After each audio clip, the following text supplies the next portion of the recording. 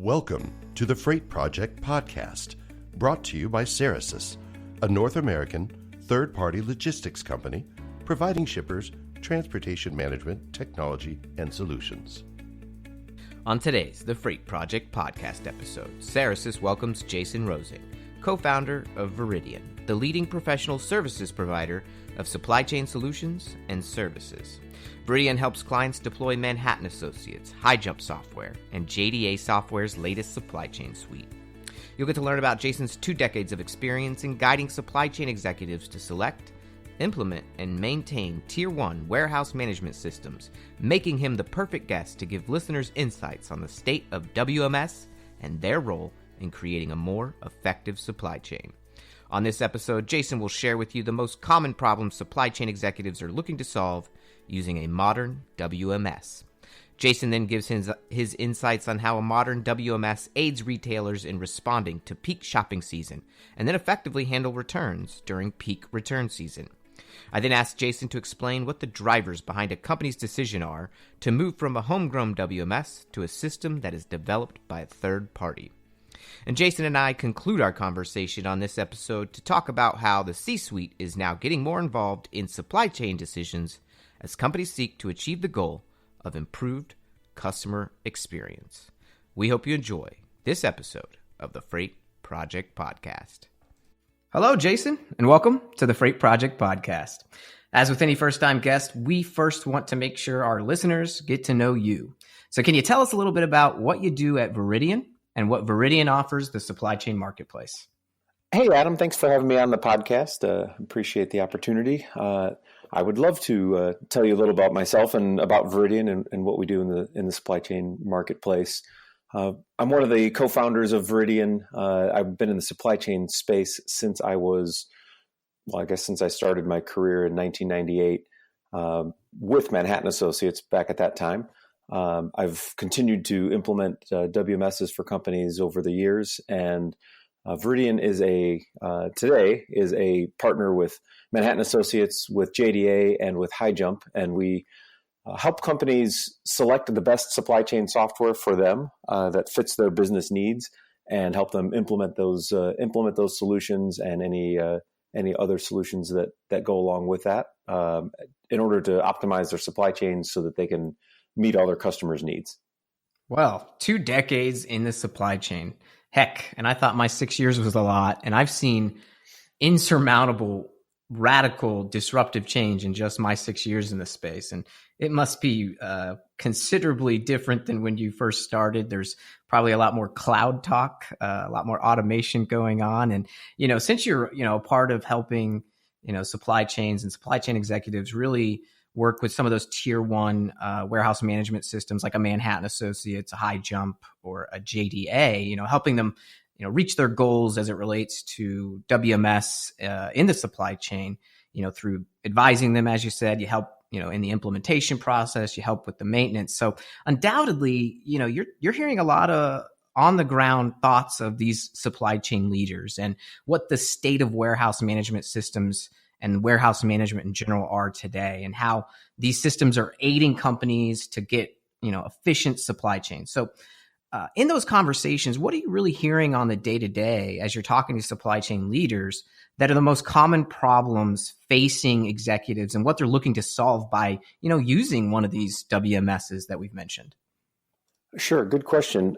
Well, back when, when I first started my career, the primary drivers behind WMS implementations were related to just being able to trace inventory.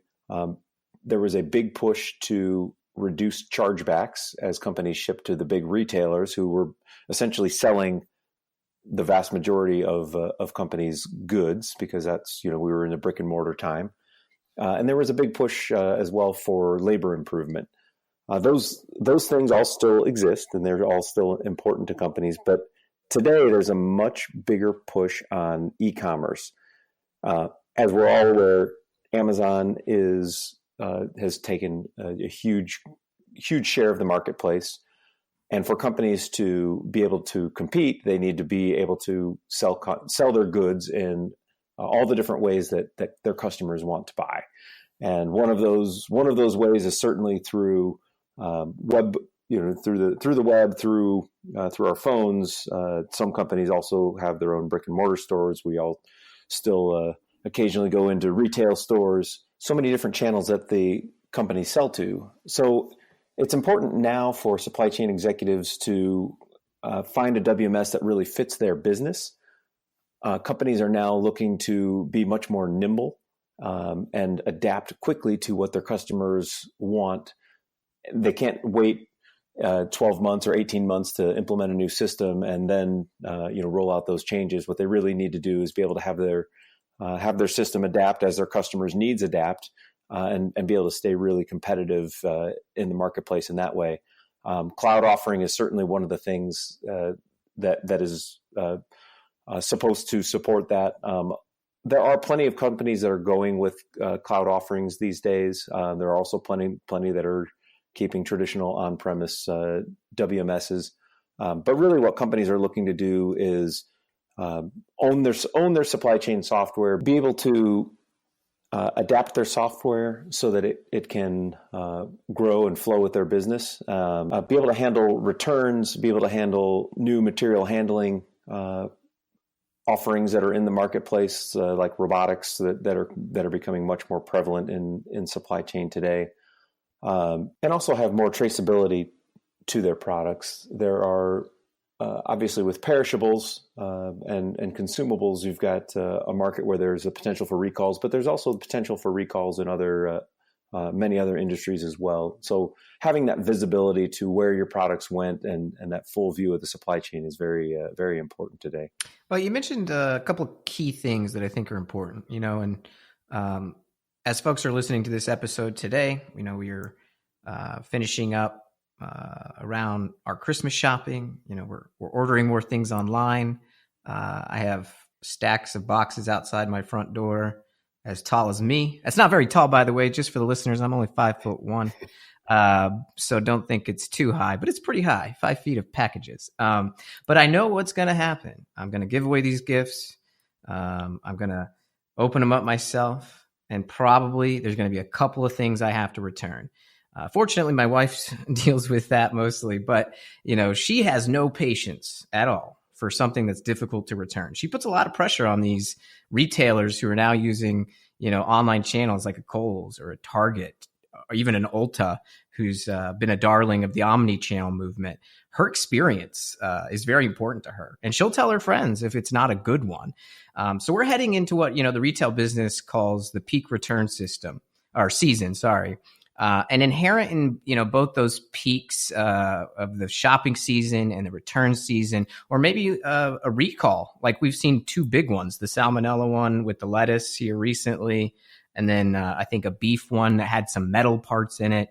Returns are pretty important as well. But how will, a modern WMS aid these retailers in achieving those goals of getting a good customer experience, but also being able to just respond to, peak shopping seasons and then turn around and effectively handle returns, all while doing it well, not spending too much money and keeping a customer happy? Sure. Great question.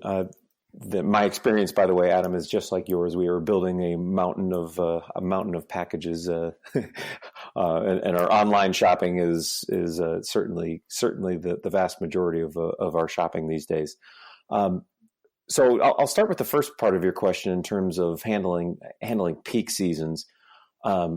It's really interesting now to observe what's happened with Black Friday and now Cyber Monday and all the shopping that takes place during that 7 or so day stretch.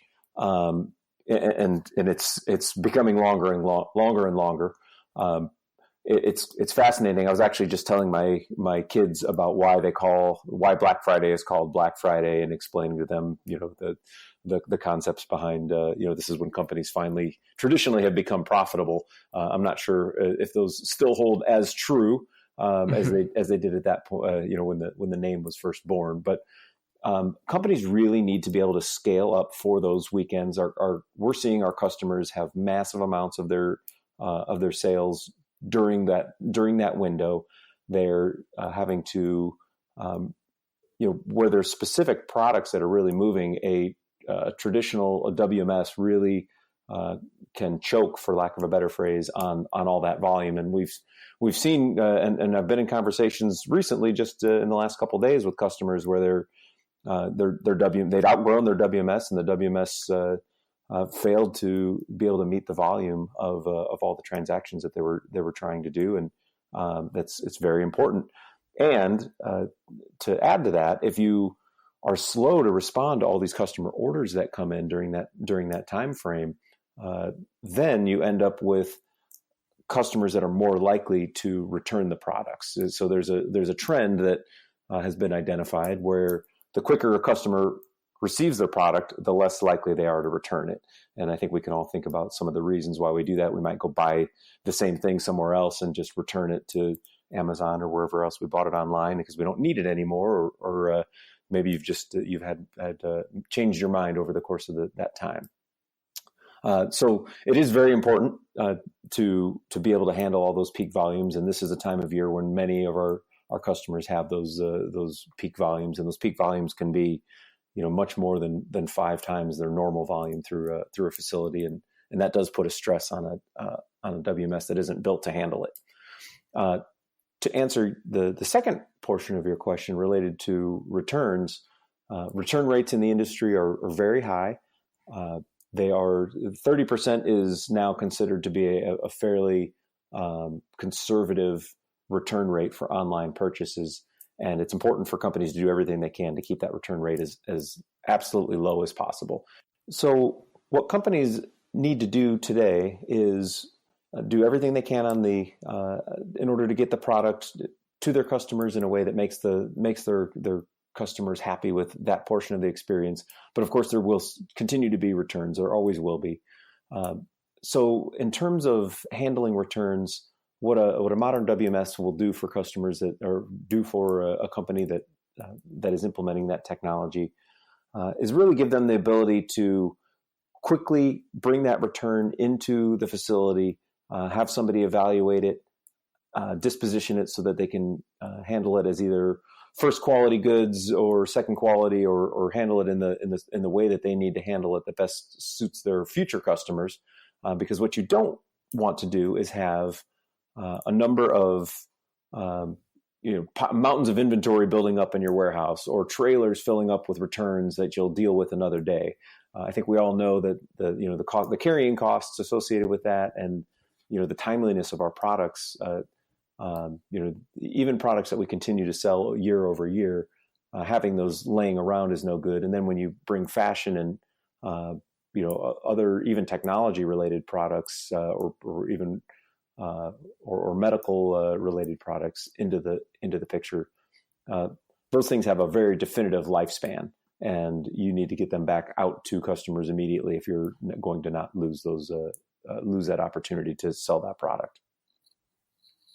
Yeah, that's right. And I think you really hit on a key point here, that there's a lot of moving parts. There's peak seasons throughout the year, and then you have the rest of the year, and with so much pressure to compete with, some traditional brick and mortar stores like a Mattress Firm going out of business, mainly because the likes of Pure Play Casper and Purple have really, been able to give this great customer experience while reducing overhead costs that can occur with paying rent or having a freestanding building, or even the Sears giant being displaced, pretty quickly here, and Toys R Us.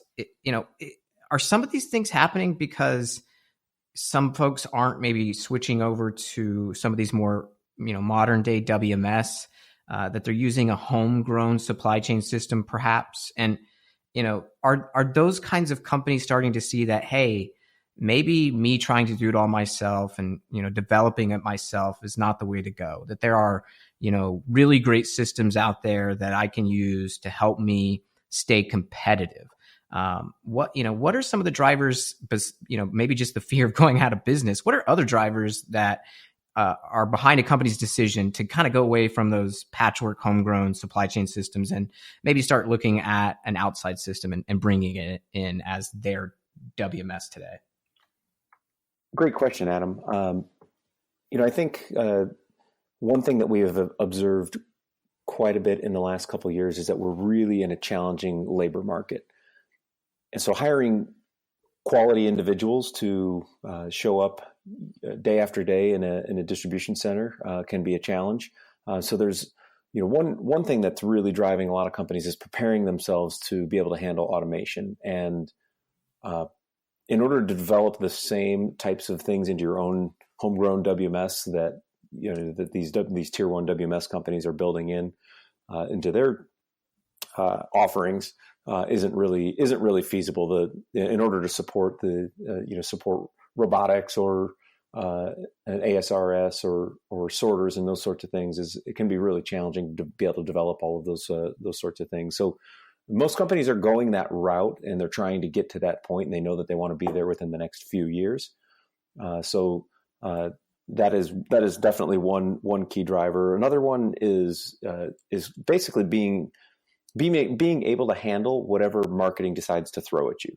So you've got your customers, you've got a marketing department that says, that figures out, hey, we need to be able to sell, this product. We could have the opportunity to sell, thousands of units of this at this specific time if we do this marketing offer.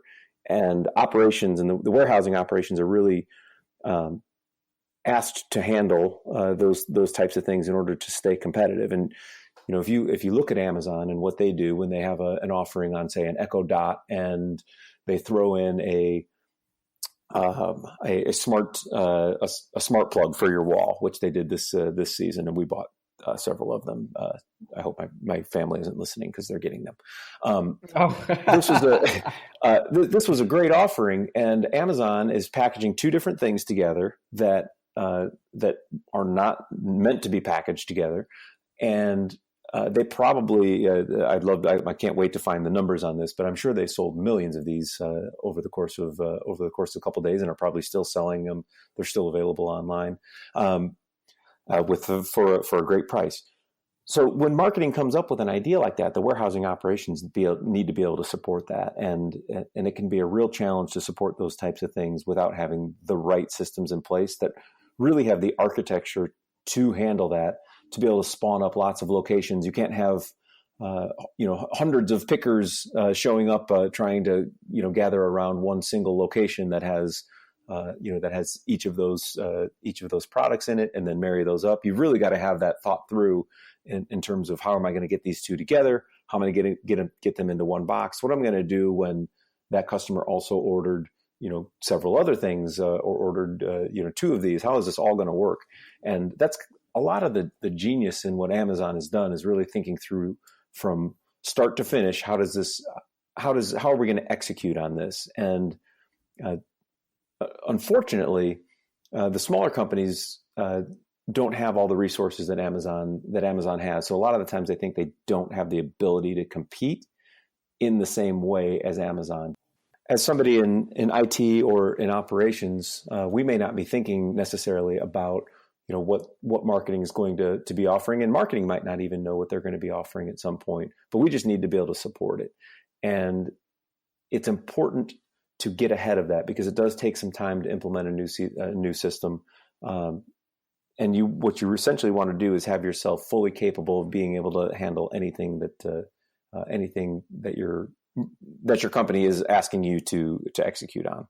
Well, and finally, we spoke about competition and Amazon, and there are a lot of retailers who kind of are at the mercy of what is known as the Amazon effect. But I think they've settled into that reality, and they understand we're not at the mercy of Amazon. In fact, I think Walmart has done a good job of pushing back.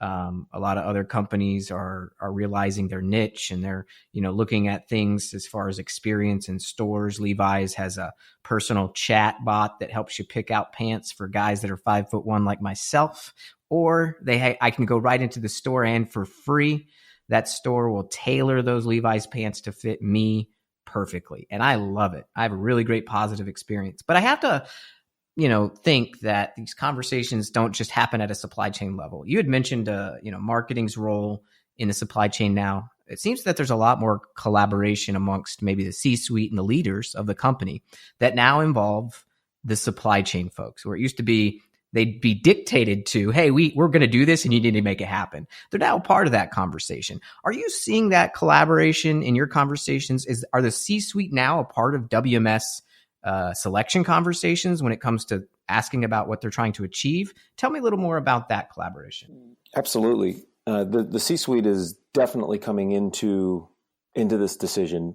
As we started off the call, we talked about some of the drivers of WMS decisions back in the late 90s, and those were fairly simple drivers. It was very easy to calculate the ROI on chargebacks, for example, when you're getting charged back $250 from Federated for every package that you have a label that's not exactly the way that they want it. Today, it's much more complicated, and the ROI is still absolutely there, but it's different. It's projecting out and understanding what your customers want. It's knowing what systems you need to be able to put in place in order to support all the different things that you want to be able to accomplish, and all the different ways you need to be able to sell to your customers and allow them to return products. If you have retail stores, you may want to have customers may want to buy online and pick up in store. They may want to buy online and return to store. They may want to they may show up in a retail store, the product's not there, and they want the product shipped to their home. They know exactly the shirt they want, and you just don't happen to have it in their color. And companies need to be able to support all these different ways of selling to their customers. And this is why it's pushing to the C-suite, and why it's so important for these businesses to make these decisions early, implement the solutions, get them stable so that they can adapt those solutions and really make them fit all the different things that our customers could possibly want. When I look back a couple of years ago, when I first heard the concept of buy online, pick up in store, I thought it was crazy. I thought, why would I possibly want to buy something online and then actually walk into a store and grab it? I can absolutely get that product shipped to my house. I have done it a few times, and it's a really neat experience, and it can be much more convenient, and you can have it in hours and never have to walk through the store. There are definitely a lot of benefits to it. I was in a Target the other day, and they told me that they had 29 pallets of buy online, pick up in store product that was waiting to get unloaded into the store. So this is absolutely something that customers now want, and maybe some people, obviously somebody predicted that much better than I would have, that was something that customers would want. But essentially, to answer your question, the C-suite absolutely should be involved in this, and they should be pushing for it, and they should be enabling their business to be able to handle all the different challenges that they need to handle in order to compete with the Amazons and the Targets and the Walmarts of the world as well. There's a lot of formidable retail happening right now, and the companies need to really make sure that they position themselves so that they can stay competitive. Yeah. So, well, I guess in summary, it sounds like the state of the WMS is modern and changing, and folks are starting to look at how they can use cloud-based or more systems that are developed less in-house and more by true player software developers like the Manhattans and JDAs and the HighJumps of the world. And it sounds like the executives and the C-suite are getting involved truly and looking at goal-based initiatives when it comes to their supply chains, and not just telling the supply chain what to do, but making the supply chain folks a very active part of helping achieve the overall goals of the business, whether that's improving sales or customer service or simply trying to gain market share. That's more evident today than ever when I read just an article in the Wall Street Journal about how the next CEOs are going to be coming from the supply chain space, because it truly is exciting. And you're on the front lines of that, Jason, as well as with your team there at Veridian. For the listeners, definitely go check them out. What's a good website for them to go to, Jason? Yeah, absolutely. Listeners can find our webpage at veridian.info. That's veridian.info. Or they can email me directly. I would love to start a conversation. My email address is jrosing, ROSING, at Veridian.info. Excellent. Well, thanks for your thoughts today as a practitioner of helping companies select the best warehouse management system for their specific business goals and implement it and make sure it continues to work optimally. Great insights for our listeners. We appreciate you being on the podcast. Hopefully we can have you sometime again in the future. For our listeners out there, thanks for tuning in to another Freight Project podcast. We'll see you next time.